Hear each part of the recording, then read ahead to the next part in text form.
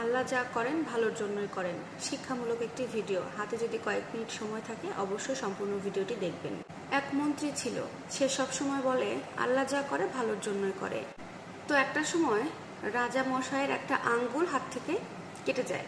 তো ওই মুহূর্তেও মন্ত্রীটা সেখানে বলে বসে, রাজামশাই আপনি মন খারাপ করবেন না, আল্লাহ যেটা করে ভালোর জন্যই করে। এইবারে তো রাজামশাই খেপে গেছে, অনেক রেগে আগুন। কারণ এতদিন তুই একা একা বকবক করতে ঠিক আছে, কিন্তু আজকে আমার আঙ্গুল কেটে গেছে, এখানে আল্লাহ ভালোর কি করলো, এখানে ভালোর কি হলো? তখন রাজামশাই মন্ত্রীকে বলছে, আল্লাহ যখন যা করে ভালোর জন্যই করে, তাহলে তোকে আমি আজকে থেকে জেলখানায় বন্দি করে দিলাম, যা। জেলে যাওয়াটা তোর জন্য ভালো, তাই না?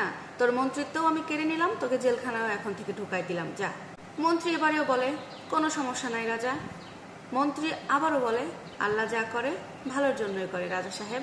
এবারে তোর কথা শুনে রাজামশাই আরো বেশি রেগে গেল, কারণ রাজামশাই ওকে পানিশমেন্ট দেওয়ার জন্য এগুলো করছে, আর মন্ত্রীও উল্টো আরো রাজার কথাবার্তা নিয়ে ঠাট্টা করছে।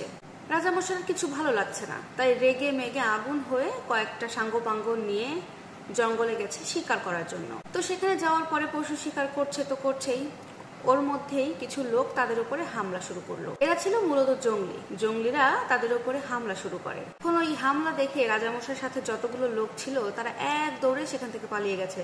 সেখানে শুধু ছিল রাজামশাই একা। এখন জঙ্গলিরা কাউকে না পেয়ে রাজামশাইকে একা পেয়ে তাকেই ধরে নিয়ে চলে গেছে একটা জায়গায়। মূলত জঙ্গলিরা রাজামশাইকে ধরে নিয়ে গেছে জবাই করার জন্য।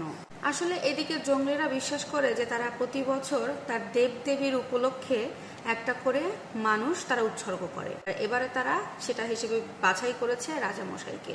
সেখানে নিয়ে যাওয়ার পরে অলরেডি রাজামশাইকে জবাই করার জায়গায় শুয়ে দেওয়া হয়েছে। এখন তারা সবাই জবাই করার জন্য প্রস্তুত হয়েছে। যেই না জল্লাদ জবাই করার জন্য যাবে, ওই মুহূর্তে একজন বলে দিয়েছে স্টপ। তখন সবাই বলল, কেন, কি সমস্যা, দাঁড়াতে কেন বললে? তখন সেই লোকটা বলল, একটু খেয়াল করে দেখো, এই লোকের একটা আঙ্গুল কাটা, একে দিয়ে হবে না। কারণ আমাদের দেবদেবীদের জন্য মানুষ উৎসর্গ করতে গেলে একজন পারফেক্ট মানুষ লাগবে, অঙ্গ প্রত্যঙ্গ কাটা মানুষ দিলে চলবে না। এই লোকের তো একটা আঙ্গুল কাটা, একে দিয়ে আমাদের কাজ হবে না, একে ছেড়ে দাও।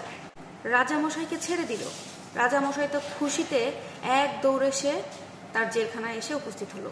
তখন মন্ত্রীকে এসে বলে, মন্ত্রী মশাই আপনি ঠিকই বলেছিলেন, আল্লাহ যা করে ভালোর জন্যই করে।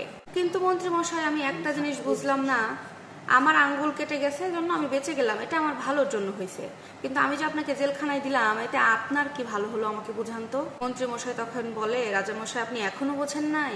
রাজামশাই আপনি বলেন তো, আজকে যদি আমাকে এখন জেলে না দিয়ে আপনি শিকার করতে যেতেন, তখন আপনি কাকে নিতেন? আমাকে সাথে নিতেন না? তখন রাজা বলে, হ্যাঁ তুমি আমার মন্ত্রী, তোমাকেই তো সাথে নিতাম।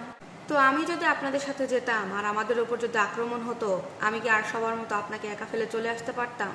তাহলে তো সেই জঙ্গলিরা আমাকে ধরে নিয়ে যেত, আর ধরে নিয়ে গিয়ে আমাকে জবাই করে দিত। আর তাই আল্লাহ আমাকে এই কয়েক ঘন্টার জন্য জেলে পাঠিয়ে এই মৃত্যুর হাত থেকে আমাকে বাঁচিয়ে দিয়েছে।